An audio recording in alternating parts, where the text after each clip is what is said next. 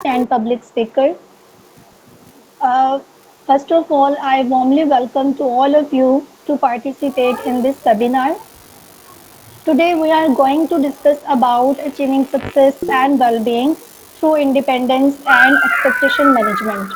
तो इस पूरे सेशन में हम लोग जो है हमारा जो फोकस रहेगा वो इस चीज़ पर रहेगा कि हम किस तरह से सक्सेस को अचीव कर सकते हैं और अपनी वेलबींग को प्रमोट कर सकते हैं by independence and expectation management. तो ये एक इंटरेक्टिव सेशन रहेगा। आप में से किसी के भी कोई भी क्वेश्चंस होंगे, क्वेरीज होंगी, तो वो आप at the end of the session easily पूछ सकती हैं। और आई वुड लाइक कि आप एंड ऑफ द सेशन ही पूछें ताकि दरमियान में जो इंटरप्शन है वो ना हो सके। तो इस टॉपिक के रिलेटेड अगर आप लोग अपने माइंड सेट कर लें और आप सब लोग ये देख लें कि किस तरह की कौन सा ऐसा नॉलेज है जो आप इस सेशन से सीखना चाह रहे हैं, ताकि जब हम सेशन स्टार्ट करें और मैं आपको कुछ चीज़ें लर्न करवाऊं तो आप अपने माइंड की जो चीज़ें आपने बनाई हुई हैं आप उनको क्लियर कर सकें। सो that is the short of our today's discussion and today's webinar. If someone has any query right now, so you can ask me.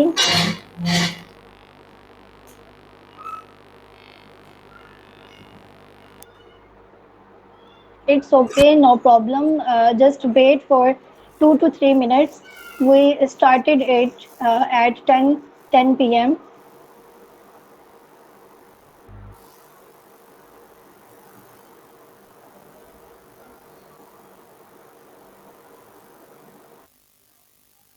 बाकी उससे पहले अगर किसी का कोई क्वेश्चन है मैडम से या मुझसे तो आप लोग क्वेश्चन कर सकते हैं। हम 10:10 पे अपना सेशन स्टार्ट करेंगे।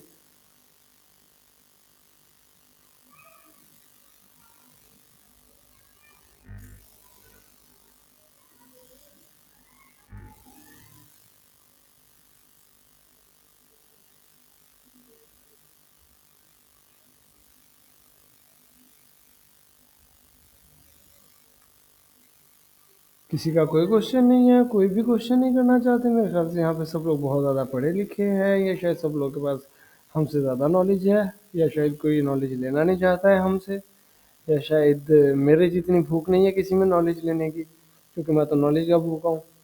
मैं कहता हूँ भूख पैदा करोगे तो साइकोलॉजी और नफ्सियात और लाइफ के बारे में आप लोग को पता चलेगा। जब तक भूख ही नहीं पैदा होगी फ़ायदा ही नहीं है किसी भी चीज़ का। मैं कह रहा हूँ जीने का कोई फ़ायदा नहीं है जब तक आप लोगों के अंदर किसी भी चीज़ को लेकर भूख नहीं है ना। रोटी भी तभी अच्छी लगती है जब भूख हो रही है इंसान के अंदर।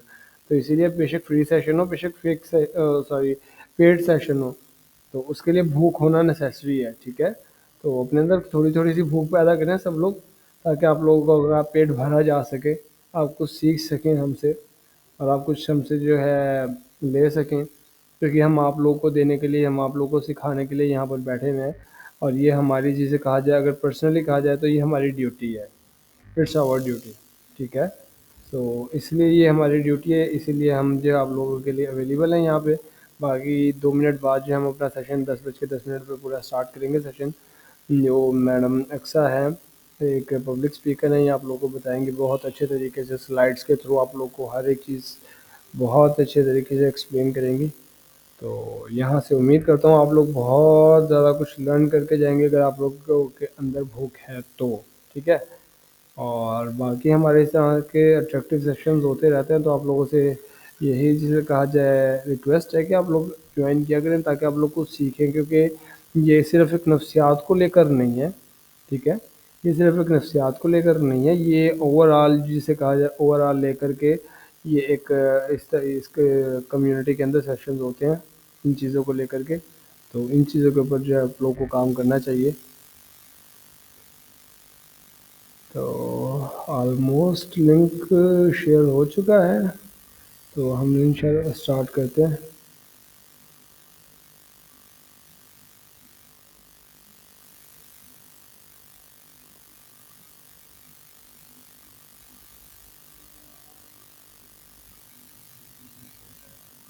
सर, मुझे पूछना था कि स्लाइड्स जो होंगी क्या वो शेयर हो सकेंगी? जी जी, स्लाइड ज़रूर आप यही लोगों टॉपिक। को, जी जी, स्लाइड्स आप लोग को शेयर होंगी। जी अक्सर मैडम काइंडली शुरू करें, मैं और स्लाइड्स। जी जी। Okay, thank you, it's okay. जी एक्सा मैडम प्लीज़ स्टार्ट करें, मैं स्लाइड शेयर कर रहा हूँ। Yes, sir, please.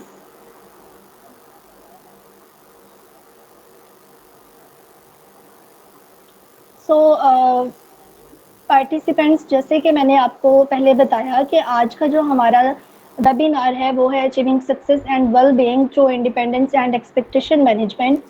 तो इसमें हम जो है वो ये देखेंगे कि जैसे हम सब लोग ये कह रहे होते हैं कि हम सक्सेस जो है वो किस तरह से अचीव कर सकते हैं, या जो हमारी वेल बीइंग है वो किस तरह से हम प्रमोट कर सकते हैं।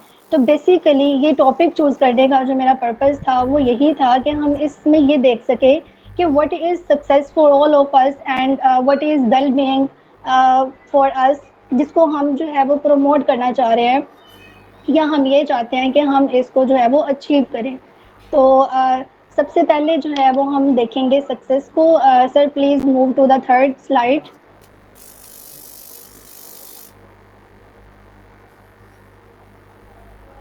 सो यहाँ पे मेरा आपसे एक क्वेश्चन है कि what is success means to you. Anyone can answer that what is success means to you. Achieving some goals in life. Okay, very good. Someone else? Most important part of our life, very good. ज़रूरी है बहुत ज़्यादा। Yes, anyone else? Okay, I really appreciate Kamal and Eamon for your active participation. So Thank जैसे कि you. आपने कहा कि achieving goals, तो जो हमारे पास सक्सेस है वो क्या है कि हम कुछ ऐसा अचीव करें जो हम अचीव करना चाहते हैं, और जो अचीव कर कर हमें जो है वो खुशी मिले। ठीक है। अब हम सब ये जानते तो हैं कि हमने कुछ अचीव करना है ज़िंदगी में, लेकिन हम ये नहीं समझते कि जो अचीव करना है उसमें हमें हैप्पीनेस भी मिलनी चाहिए। बिकॉज अगर हम इसकी डेफिनेशन की तरफ जाएं तो ये दो बेसिक चीज़ें हैं सक्सेस के लिए, to achieve something that we want and we are happy with that. तो अगर सिर्फ अचीवमेंट होगी तो हैप्पीनेस नहीं होगी, तो भी हम रियल सक्सेस जो है वो हासिल नहीं कर सकते। और same with the case happiness की, अगर जस्ट हैप्पीनेस होगी उसके पीछे जो है वो हमारे पास कोई अचीवमेंट नहीं होगी, तब भी हम जो है वो सक्सेस को सही तरह से जो है वो अंडरस्टैंड नहीं कर पाएंगे। नेक्स्ट हमारे पास sir third slide please open कर दें, सक्सेस, अंडरस्टैंडिंग सक्सेस।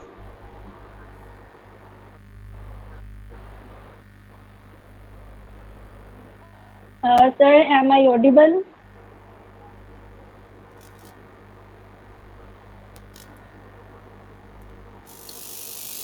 जी जी, आवाज़ आ रही है। यहाँ पे अंडरस्टैंडिंग सक्सेस जो है मैंने स्लाइड ओपन कर दी है। यस सर, यही वाले।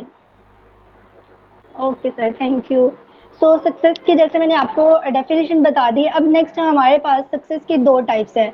ऑल द टाइम हम लोग ये कह रहे होते हैं कि हम कुछ अचीव कर लें, हम ये हासिल कर लें, अच्छे ग्रेड्स ले लें, हम अच्छी जॉब ले लें, या हम फाइनेंशियली खुद को स्टेबल कर लें, तो that is success. But it is not for every person. किसी के लिए सक्सेस ये है कि कोई उससे अच्छे से बात करे, किसी के लिए सक्सेस ये है कि वो फाइनेंशियली खुद को स्टेबल करे, और किसी के लिए सक्सेस ये है कि उसकी एकेडमिक परफॉर्मेंस जो है वो बहुत हाई हो जाए। तो पर्सन टू पर्सन सक्सेस जो है वो वेरी करती है, हर किसी के लिए सक्सेस की जो डेफिनेशन है वो डिफरेंट है। तो जो एक्सटर्नल, अब हम जब भी किसी चीज़ की तरफ जाएंगे सक्सेस हासिल करने के लिए, तो हमें लगता है कि ये सक्सेस जो है सिर्फ एक्सटर्नल है, कि हम बाहर से कुछ अचीव करें तो जो है ये सक्सेस कहलाएगी। लेकिन हमें यहाँ पे ये समझने की भी ज़रूरत है कि success is not the external factor, it has also the internal factor of success. तो इंटरनल सक्सेस क्या हो सकती है हमारी? कोई आंसर करना चाहेगा कि इंटरनल सक्सेस क्या होगी? Satisfaction. सॉरी? अपनी ज़िंदगी में होने वाली चीज़ों से Internal सेटिस्फाई success रहना। satisfaction होगी. Okay, satisfaction. थैंक्स। सेटिस्फेक्शन ऐसी सक्सेस जो कि इंटरनली इंसान को हैप्पी रखे। Very good. तो ये जो इंटरनल सक्सेस है, थैंक यू सो मच उसना एंड सोनी। जो इंटरनल सक्सेस है हमारी, ये हम कैसे अचीव कर सकते हैं? पर्सनल सेटिस्फेक्शन से। फॉर एग्जांपल, अगर कोई एफएससी मेडिकल का स्टूडेंट है बट उसे कुछ नहीं पता कि डॉक्टर क्या होते हैं, वो डॉक्टर की फील्ड में वो कंफर्टेबल है या नहीं है, लेकिन अपने पेरेंट्स की वजह से या सोसाइटल प्रेशर की वजह से वो ये कहे कि I want to become a doctor because my parents want it, यहाँ पे वो जितने भी एफर्ट्स करेगा, जो भी चीज़ करेगा, तो वो जो चीज़ अचीव कर रहा है वो उसकी अपनी वांट नहीं है। तो हमने यहाँ पे क्या देखना है कि सक्सेस का इंटरनल फैक्टर ये है कि हमारी पर्सनल सेटिस्फेक्शन होनी चाहिए। और हमारी पर्सनल सेटिस्फेक्शन कब होगी? जब हमारी डिज़ायर और हमारी वांट होगी किसी चीज़ को अचीव करने के लिए, और उसी चीज़ को हम अपनी विल से और अपने ओन से जो है वो अचीव करना शुरू करें। नेक्स्ट हमारे पास है कि जो भी हमारा गोल है या हमारी जिस चीज़ को हम अचीव करना चाहते हैं, जिसको हम सक्सेस कह रहे हैं, उसमें हमारी डिज़ायर्स फुलफिल होने चाहिए और हमें हैप्पीनेस मिलनी चाहिए।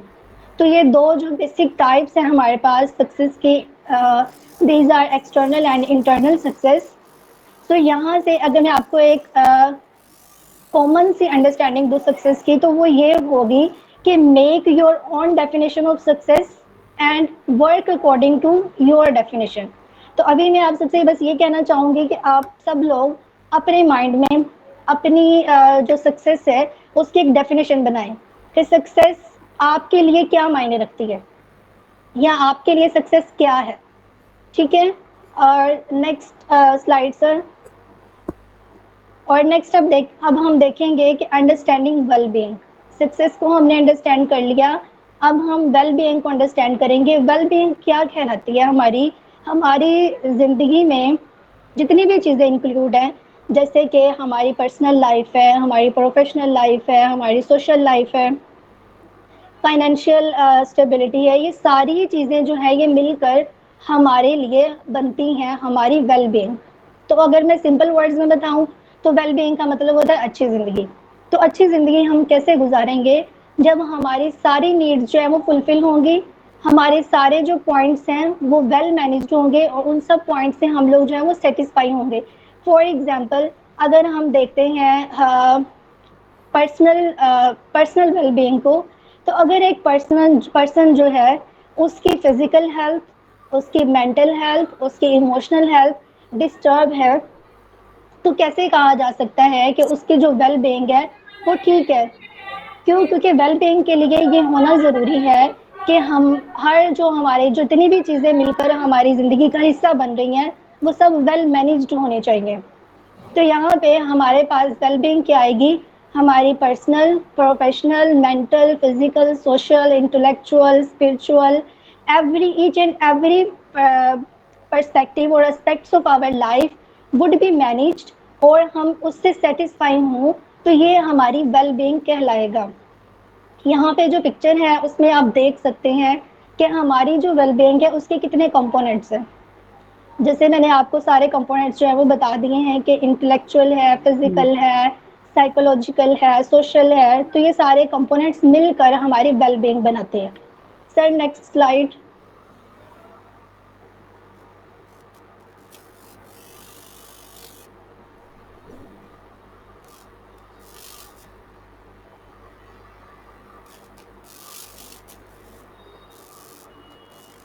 Next slide please, thank you.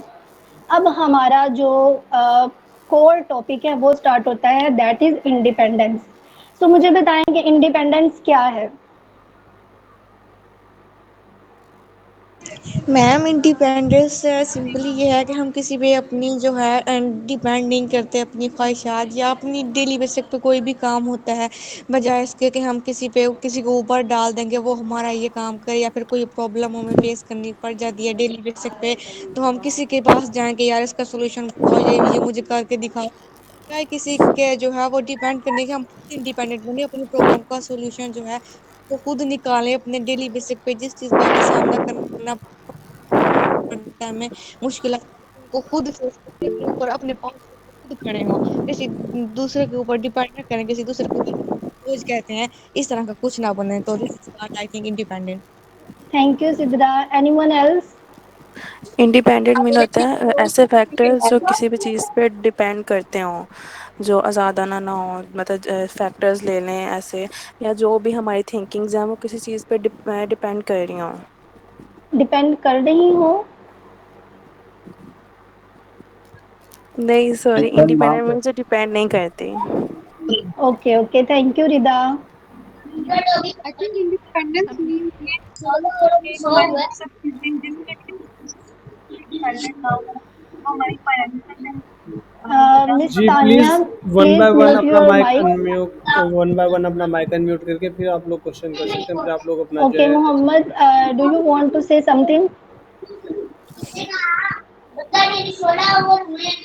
Yes please say, I am listening.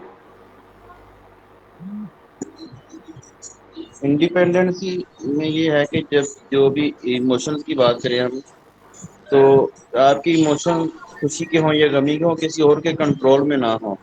यानी कि आप वेरी किसी को गुड। देखकर ना रोएं, आप किसी को देखकर हंसे ना। जब आपका अपना दिल हो तो तब आप रिफ्लेक्ट करें तमाम मामला को। Very good, thank you Mohammed for your response. So अब हम सिंपल से एक डेफिनेशन, जैसे कि आप सबने कहा कि हम किसी के कंट्रोल में ना हो, किसी के इन्फ्लुएंस में ना हो, तो यही हमारे पास जो है वो इंडिपेंडेंस है, कि being free from influence and control of others. तो अब हमने यहाँ पे क्या सीखना है, जैसे कि हमारे पास सक्सेस की और वेलबींग की डिफरेंट टाइप्स थी, सेम जो है ना इंडिपेंडेंस की भी हमारे पास डिफरेंट टाइप्स हैं। जैसे कि फाइनेंशियल इंडिपेंडेंस। अब जो फाइनेंशियल इंडिपेंडेंस है, आई थिंक सो ये कॉन्सेप्ट सबको पता होगा कि जो फाइनेंशियल इंडिपेंडेंस है हमारी, वो है कि अपने फाइनेंस को खुद मैनेज करना, और उसके लिए डिफरेंट स्ट्रेटजीज और तरीके, और जो भी हमारे लिए बेनिफिशियल है हम उसको यूज़ करें। ठीक है। और अब हमारे पास है इमोशनल इंडिपेंडेंस। जैसे कि मोहम्मद ने हमें कहा कि इमोशनली हमें किसी पे डिपेंड नहीं करना चाहिए। So that is our emotional independence, कि हम अपने इमोशंस को, अपनी फीलिंग्स को खुद अंडरस्टैंड करें और अकॉर्डिंग टू द इमोशंस हम रिएक्ट करें, बजाय इसके कि हम किसी का इंतज़ार करें कि कोई आए और और हमें खुशी दे, या फिर अगर हम परेशान हैं कोई आएगा तो हमारी जो परेशानी है वो कम हो जाएगी। तो यहाँ पे हमने खुद को इमोशनली इंडिपेंडेंट करना है। नेक्स्ट है हमारे पास इंटेलेक्चुअल इंडिपेंडेंस।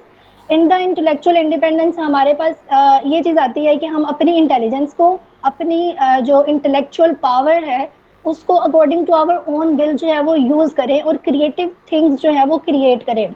जैसे कि अगर हमें कहा जाता है कि स्टूडेंट्स आपकी कल प्रेजेंटेशन है, तो हम सब लोग जो है वो एक सिंपल सी प्रेजेंटेशन बना के ले आएंगे कि मतलब हमारे टीचर्स ने ये कहा तो हमने ये प्रेजेंटेशन बनानी है।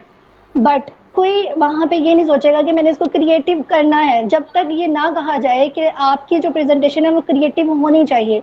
दैट इज कॉल्ड हमारे that is called the intellectual dependency, जिसको ख़त्म करने के लिए हम लोगों को अपने एजुकेशनल सिस्टम के साथ नहीं बल्कि अपनी इंटेलेक्चुअल एबिलिटी के साथ काम करना चाहिए। और इसकी एक सिंपल सी एग्जांपल ये भी हो सकती है कि जब हमारे एग्ज़ाम्स होते हैं तो हम सब लोग जो है वो अपनी स्टडी पे बहुत फोकस कर रहे होते हैं, लेकिन जैसे ही एग्ज़ाम ख़त्म होते हैं बुक्स बंद, 2-3 माह की छुट्टियाँ, और बस उसके बाद पढ़ाई से कोई लेना देना ही नहीं है। तो ये हमारी है डिपेंडेंसी, जो हम अपने एजुकेशनल सिस्टम पे इतने डिपेंड हो चुके हैं कि जब तक हमें कोई नहीं कहेगा कि पढ़ो तो हम नहीं पढ़ेंगे। तो हमने कोई पर्सन जो अपनी इंटेलेक्चुअल एबिलिटीज़ को यूज़ करके क्रिएटिव चीज़ें क्रिएट करे, वो कहलाएगी इंटेलेक्चुअल इंडिपेंडेंसी। नेक्स्ट हमारे पास है सोशल इंडिपेंडेंस। सोशल इंडिपेंडेंस में अब हमारे पास सोशल इंटरेक्शंस आ जाती हैं, हमारी फ्रेंडशिप आ जाती है, हमारे रिलेशनशिप्स, हमारी जो कम्युनिकेशन है वो सारी जो है हमारी सोशल इंडिपेंडेंस में आती है।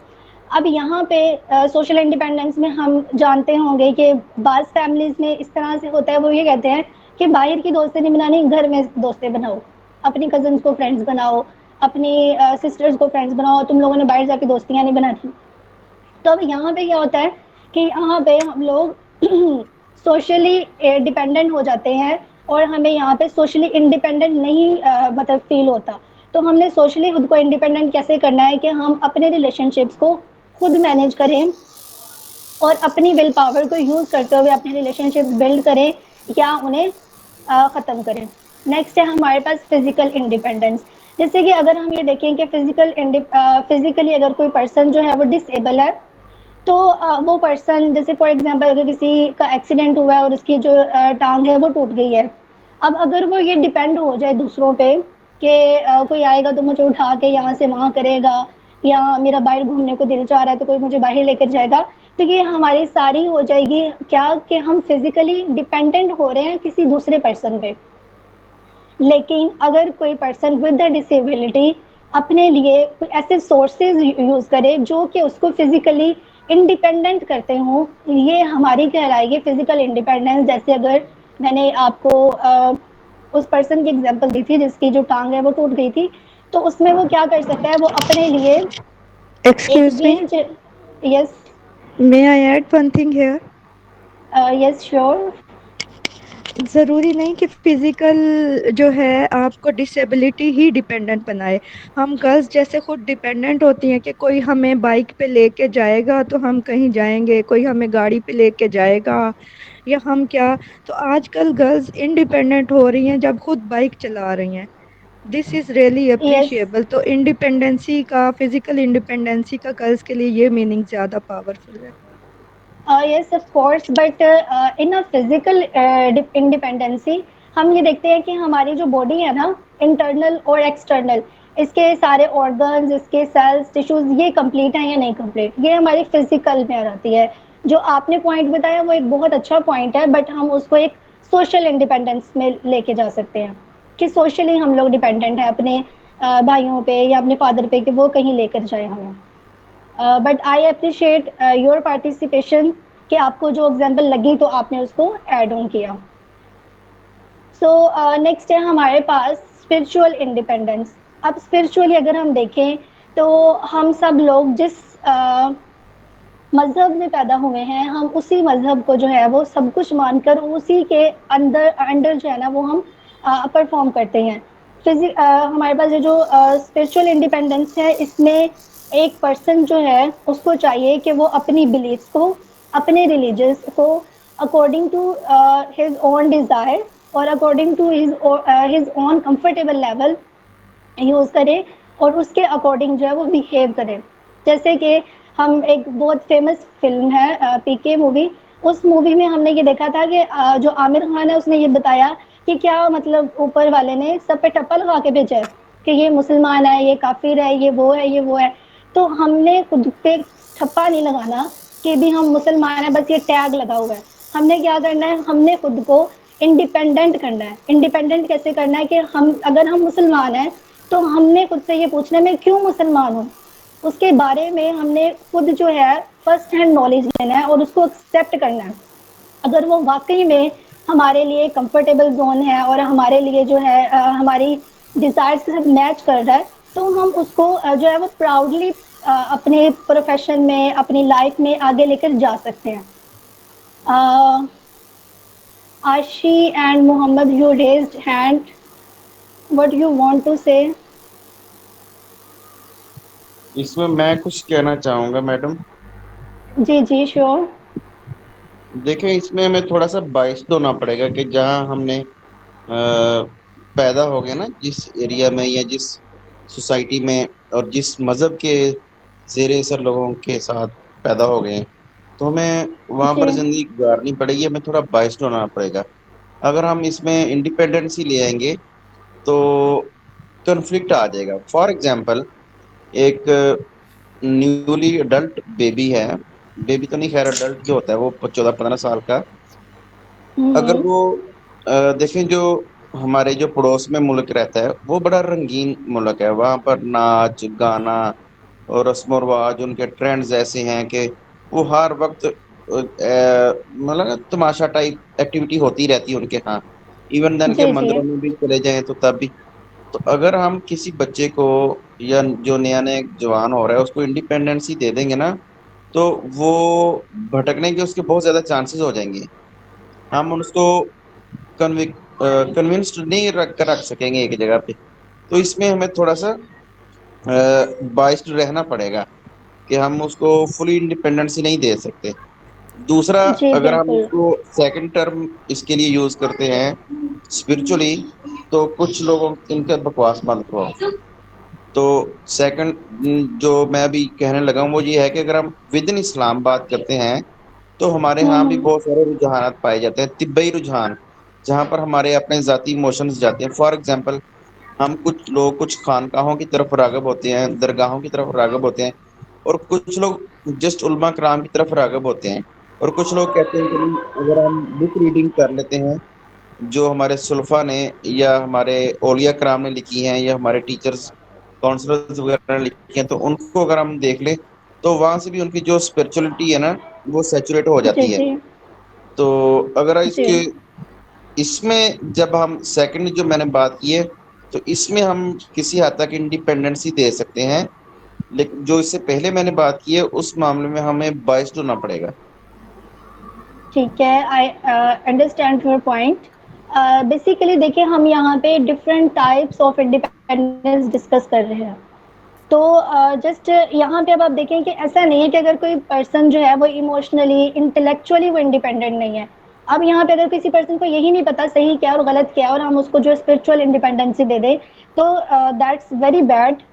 I understand your point. लेकिन हमने सारी टाइप्स देखी हैं और हमने ओवरऑल किसी पर्सन को इंडिपेंडेंस करना है। क्योंकि आप खुद देखें, हम अगर फॉर एग्जांपल आप हैं, अभी आप एक मुस्लिम सोसाइटी में रह रहे हैं और अब आपको एकदम से फोर्सफुली जो है वो कहा जाए कि आपने इंडियन की तरह परफॉर्म करना है और आपने इंडियन बन के ही ज़िंदगी गुजारनी है, तो आप कैसे गुजार सकते हैं? तो बस यहाँ पे जो एक स्पिरिचुअल इंडिपेंडेंस है, मैं वहाँ पे एक जनरल कॉन्सेप्ट ये देना चाह रही हूँ कि जिस चीज़ से हम कंफर्टेबल हैं, अगर हमारा जो भी मज़हब है हम उसको स्टडी करें, ठीक है, और उसमें जो भी चीज़ें हमें कॉन्फ्लिक्ट लगता है कि इसमें कॉन्फ्लिक्ट है जो या प्रॉब्लम है, वो हम अपने लीडर्स से, अपने स्कॉलर्स से डिस्कस कर सकते हैं। ठीक है, इंडिपेंडेंस का हरगिज़ ये मतलब नहीं है कि आप जो है वो सोसाइटी से बिल्कुल हट जाएं। इंडिपेंडेंस का मतलब ये है कि आपकी सेटिस्फेक्शन हो किसी चीज़ के अंदर, वो चाहे आप गाइडेंस से लें, लर्निंग से लें, या फिर आप खुद को जो है वो इस काबिल बना लें कि आप खुद से डिसीजन ले सकें। तो that's my point according to spiritual independence. Next है geographic independence.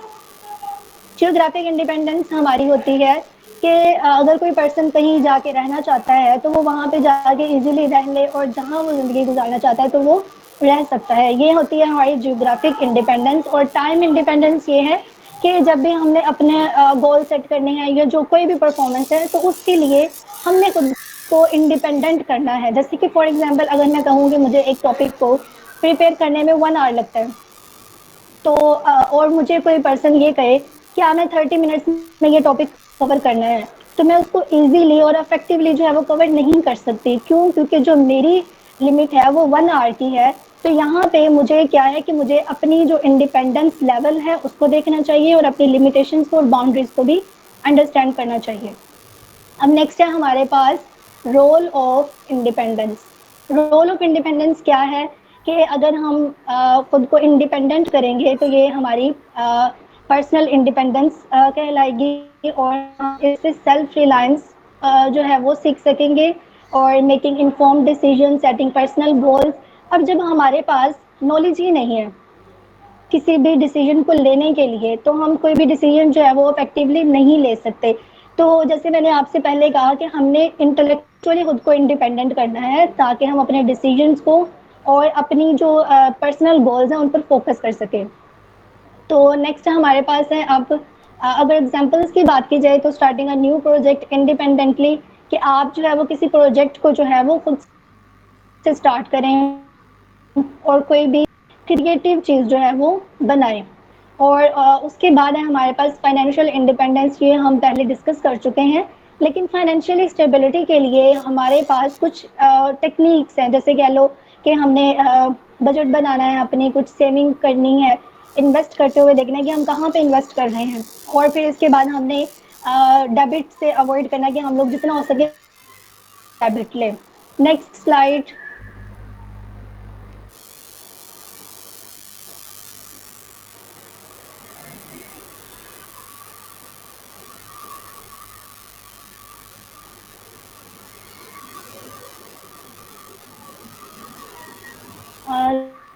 Sir, slide is not visible.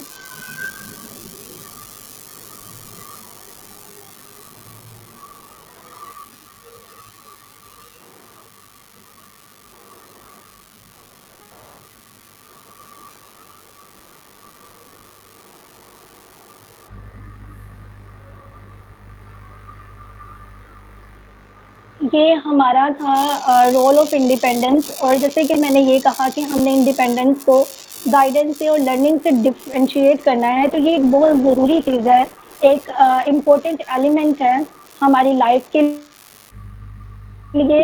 क्योंकि जब तक हम नॉलेज से और लर्निंग से चीज़ों को नहीं सीखेंगे तो हम डिसीजन मेकिंग जो है वो नहीं कर सकते। Yes Nimra, now is it visible? Okay. अब हमारा जो आता है टॉपिक वो है expectation management. First of all कोई मुझे ये बताना चाहेगा कि एक्सपेक्टेशंस क्या होती हैं?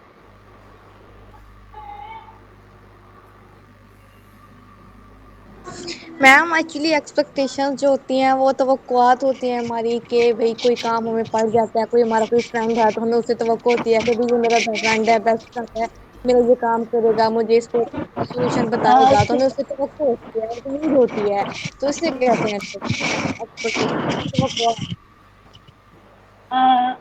Sidra, I am To sorry me, but आपकी expectations आवाज़ बहुत are ब्रेक also, हो रही है। excuse me, to me, the expectations are also the type of dependency. जब हम दूसरों से एक्सपेक्ट कर रहे हैं तो इट मीन्स कि हम उन पे डिपेंड कर रहे हैं।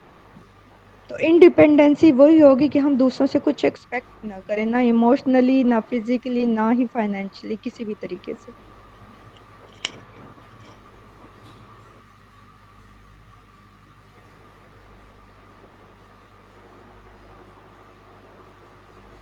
Okay, good. Thank you so much, Sidra and Rabia, for your active response. So, जो expectations हैं ये हमारा belief होता है, कोई belief कह लें या फिर ये हमारी assumptions होती है for the future कि क्या होगा। जैसे कि अगर for example हम लोग एक एग्ज़ाम देने गए और हमने एग्ज़ाम दिया, तो हमारी जो expectation है, जो हमारे एक assumption है अपने पेपर से, उससे क्या होती है कि हमें लगता है कि हम 90% जो है वो स्कोर कर लेंगे। ऐसे क्यों लगता है? क्योंकि ये डिपेंड करता है हमारे पास्ट एक्सपीरियंस पे और सोसाइटल नॉर्म्स पे कि पास्ट में हमने जो एग्जाम्स दिए थे तब हमारे जो है वो 85 90 90 प्लस जो है वो ग्रेड्स आते रहे हैं, तो अब भी मैं 90 स्कोर कर लूँगी। ये क्या कहलाती है? हमारी एक्सपेक्टेशंस।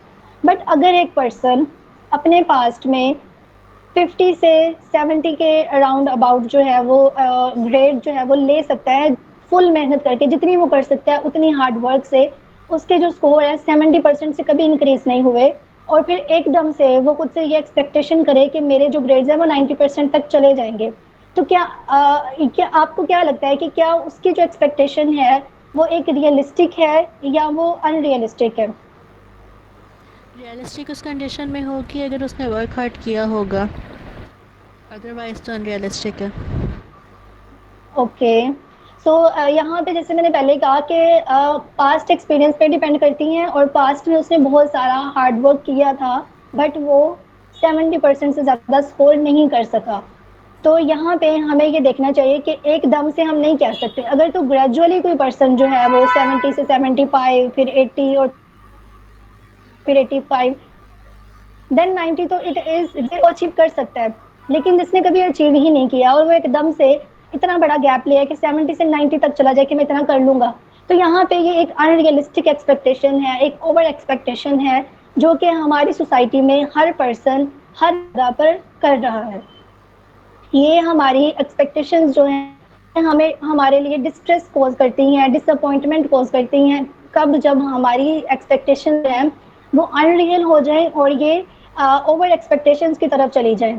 जैसे कि अगर हम एक रिलेशनशिप में देखें तो एक रिलेशनशिप में एक लाइफ पार्टनर ये चाह रहा होता है कि जो उसका मतलब लाइफ पार्टनर है ना वो हमेशा उसके साथ रहे, ठीक है, वो 24/7 उसके लिए अवेलेबल हो, वो उसको हर तरह की सपोर्ट दे, वो जब जब उसको कॉल करे वो तब तब उसकी कॉल अटेंड करे।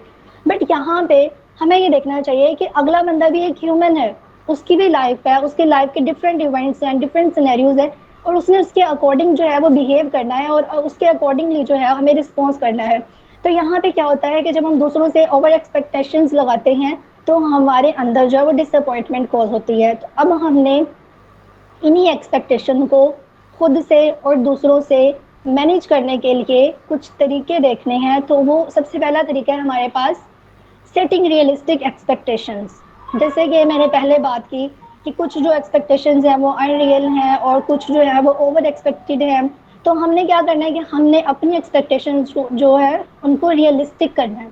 रियलिस्टिक किस तरह से कर सकते हैं, हमने अचीवेबल गोल्स बनाने हैं कि जैसे कि अगर हम एक किसी लाइफ पार्टनर की बात करें तो हम ये कह सकते हैं कि अगर वो कॉल नहीं अटेंड कर रहा तो माइट बी कि वो अभी बिजी हो, या अगर वो 24/7 मेरे पास मेरे साथ जो है वो अवेलेबल नहीं है तो क्या हो सकता है कि उसकी अपनी लाइफ के भी डिफरेंट चैलेंजेस हैं, हो सकता है वो किसी अपनी इम्पोर्टेंट चीज़ में बिजी हो। तो यहाँ पे हमने अपने गोल्स को रियलिस्टिक बनाना है कि कोई भी इंसान कभी भी निम्रा आपको स्लाइड नहीं शो हो रही but it is visible for me.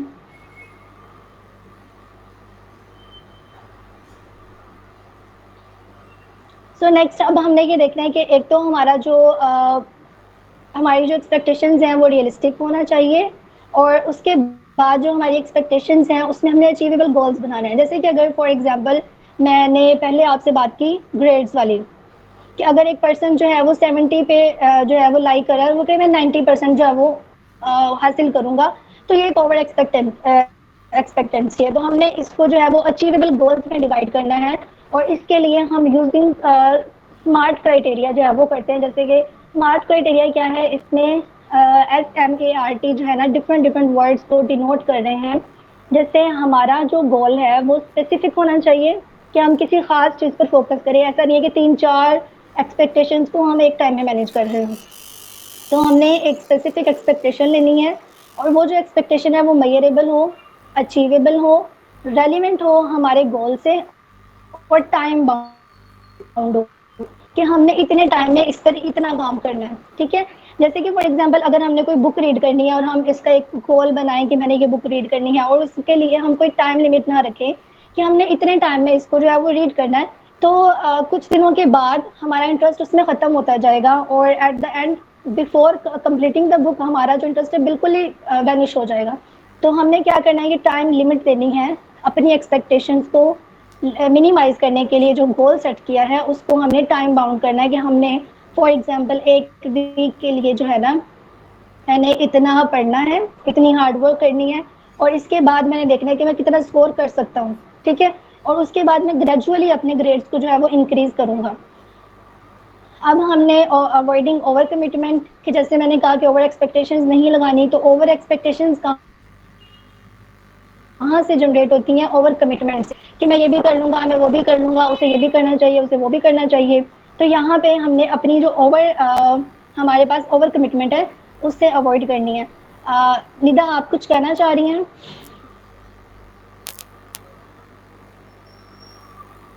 Rabia you also raised hand.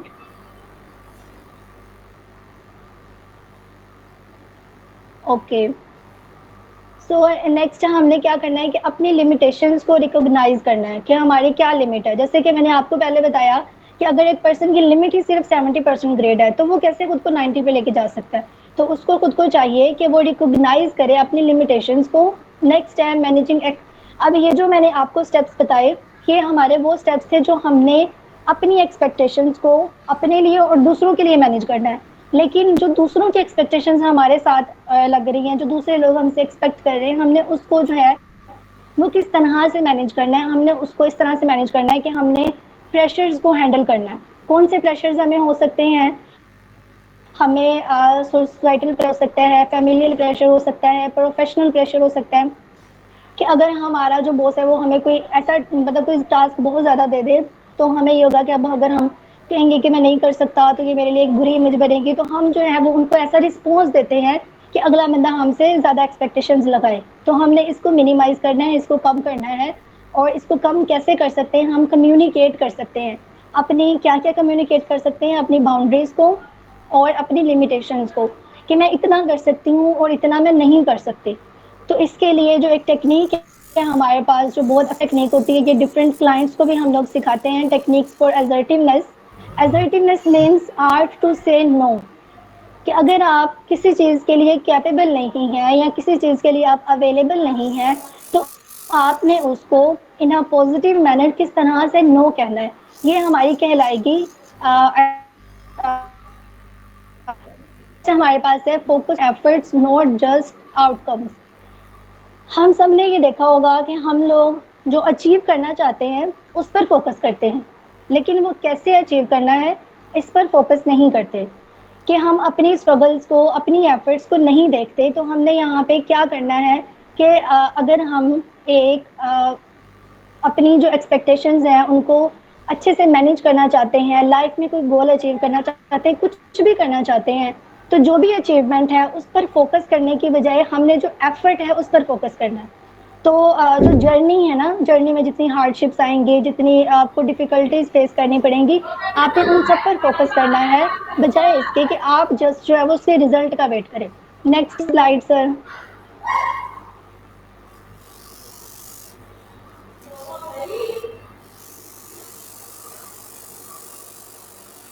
Sir next slide please. Okay, अब है हमारे पास बैलेंसिंग इंडिपेंडेंस एंड एक्सपेक्टेशन। इसके लिए हमने अब जो हमारा जो ओवरऑल जो एक कॉन्सेप्ट था उसको अब हमें देखना है कि हम इससे जो है इनको बैलेंस कैसे कर सकते हैं, इंडिपेंडेंस को और एक्सपेक्टेशन को। इसमें सबसे पहले हमारे पास आता है सेल्फ केयर एंड वेलबींग। जैसे कि हमने सेल्फ अवेयरनेस पे डिफरेंट डिफरेंट तरह से बात की कि हमने खुद को सेल्फ डिपेंडेंस करना है, एक्सपेक्टेशंस अपनी मैनेज करनी है, दूसरों की मैनेज करनी है। तो यहाँ पे हमने अपनी सेल्फ केयर पे, अब सेल्फ केयर में हमारी सिर्फ यही नहीं आता कि हम अच्छा सा तैयार हो जाएं, अच्छी मेडिसिन लें या खुद अपनी बॉडी के लिए जो है वो अच्छे कपड़े लें, ये सेल्फ केयर नहीं है। हमारी सेल्फ केयर हमारी इंटरनल ग्रोथ भी है, हमारी पर्सनल ग्रोथ भी है। तो इसके लिए हमने क्या करना है, डेली प्रैक्टिसेस करनी है, exercise, healthy eating, adequate sleep.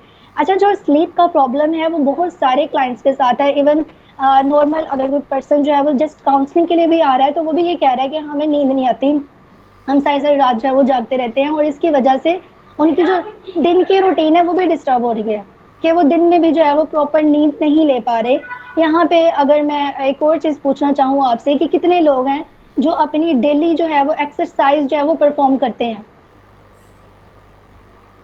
Raise your hands कि कितने लोग ऐसे हैं जो अपनी डेली एक्सरसाइज जो है उन्होंने मेंटेन की हुई है। Very good. 2, 3,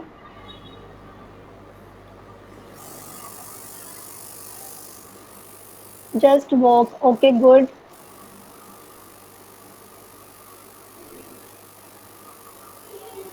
सो हमारे पास सिर्फ जो 4 हैंड है वो रेज हुए हैं, और यहाँ पे हमारे पास जो है वो ऑलमोस्ट कितने पार्टिसिपेंट हैं, 30+ पार्टिसिपेंट्स हैं।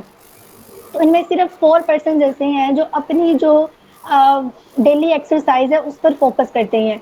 जैसे कि अगर आप सबको पता होगा कि जो फिजिकली हम जब तक हम लोग फिजिकली जो है वो फिट नहीं होते, तब तक जो है वो हम मेंटली तौर पे फ्रेश नहीं रह सकते। तो हमें अपनी मेंटल फंक्शनिंग के लिए, अपनी फिजिकल फंक्शनिंग के लिए और अपनी सेल्फ ग्रोथ के लिए भी जो एक्सरसाइजेज हैं इनको अपनी ज़िंदगी में लाजमी लाना चाहिए। नेक्स्ट है हमारे पास स्ट्रेस मैनेजमेंट। जो स्ट्रेस मैनेजमेंट है इसमें ये आता है कि पहले हमें पता तो हो कि स्ट्रेस क्या है। जैसे कि एक हम पहले MS सेल्फ रियलाइजेशन से की तरफ से ही निम्रा भट्ट एक सेशन कंडक्ट कर चुकी हैं जिसमें उन्होंने स्ट्रेस को बहुत अच्छे से जो है वो डिफाइन किया। तो जो स्ट्रेस है, ओके निदान, देन अगर आपको इस तरह का प्रॉब्लम है कि डॉक्टर्स ने रेकमेंड किया है तो आपको इसको कंटिन्यूसली जो है वो परफॉर्म करना चाहिए। इवन नॉट द पर्सन जो कि कोई सी प्रॉब्लम है या जिनको फिजिकली थोड़ी सी जो है वो डिसेबिलिटी है या कोई ऐसी प्रॉब्लम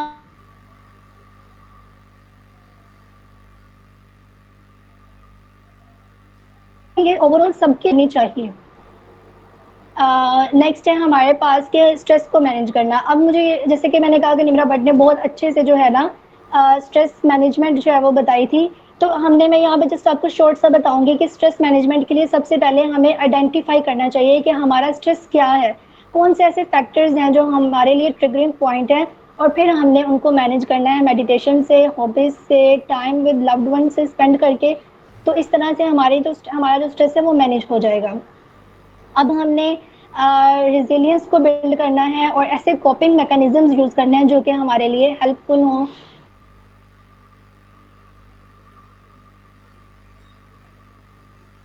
माइंडसेट के साथ अपनी ज़िंदगी को जो है वो देखना है। Sir next slide please.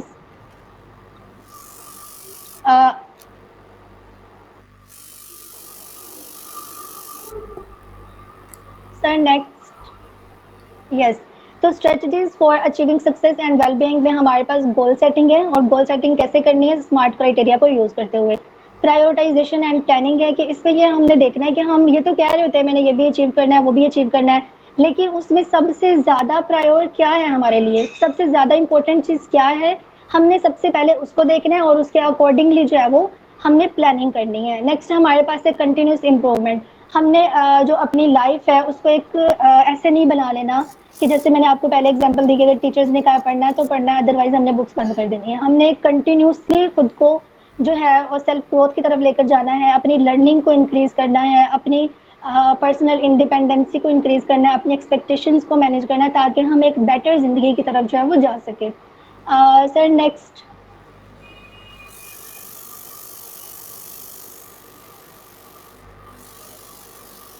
तो बेसिकली ये हमारा आज का सारा टॉपिक था, जिसमें हमने ये देखा कि हमने सक्सेस और वेलबींग को अचीव करना है। क्यों अचीव करना है? ताकि हम एक अच्छी ज़िंदगी गुजार सकें। और किस तरह से अचीव करना है, हमने ये देखा कि हम ये अचीव कर सकते हैं अपनी एक्सपेक्टेशंस को मैनेज करके, और इंडिपेंडेंस से हम अपनी जो है सक्सेस और वेलबींग को अचीव कर सकते हैं।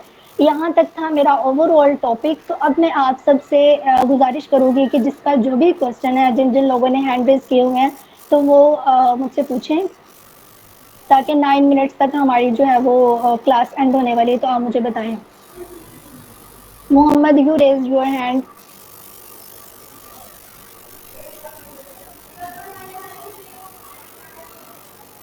Mohammed, am I audible? Okay. I want to say thank you for your kind efforts. You did great for us. Thank you so much. You're welcome. Any question, Rabia? No, I think you have explained everything. Okay, thank you. Sidra, you raised your hand. What you want to ask?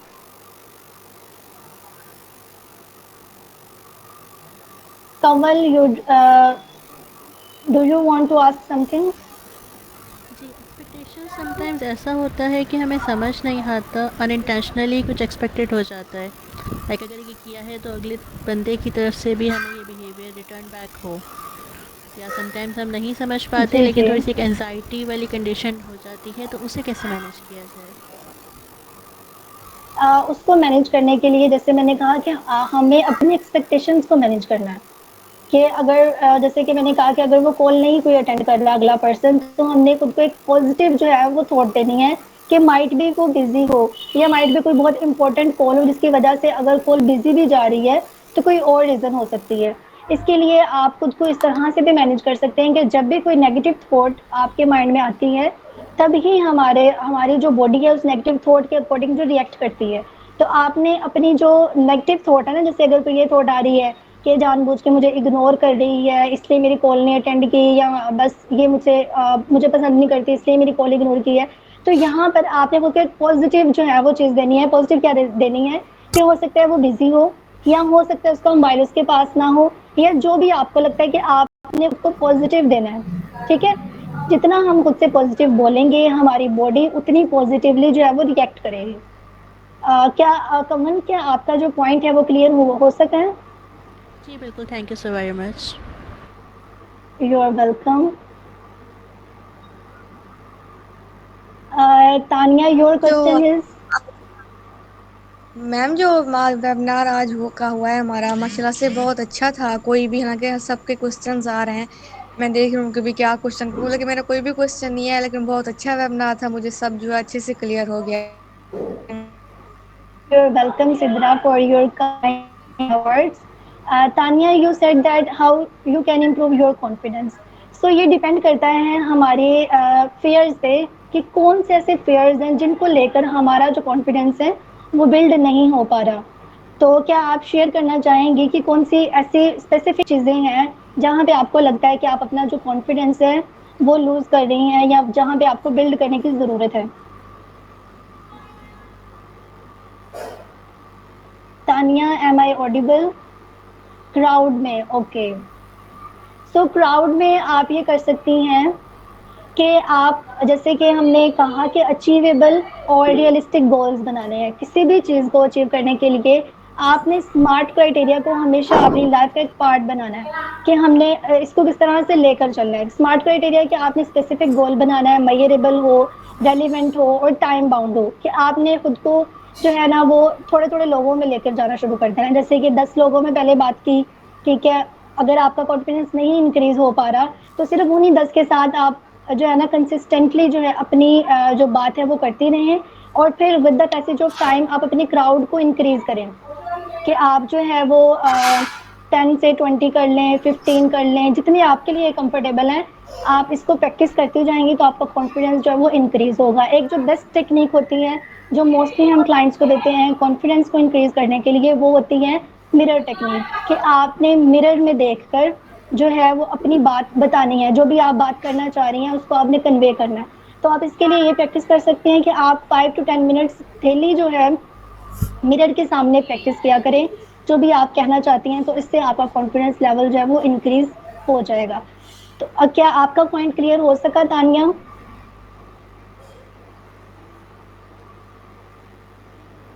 Okay, Sidra, you raised your hand. You are welcome Tania. Muhammad, what do you want to say? We have just 4 minutes, so participants, quickly ask your questions. You have told about the assertive techniques. No ma'am. Excuse me. Assertive technique की बात की थी 8 to से 9, तो उसको हम कैसे process कर सकते हैं, उस पर कैसे काम करें?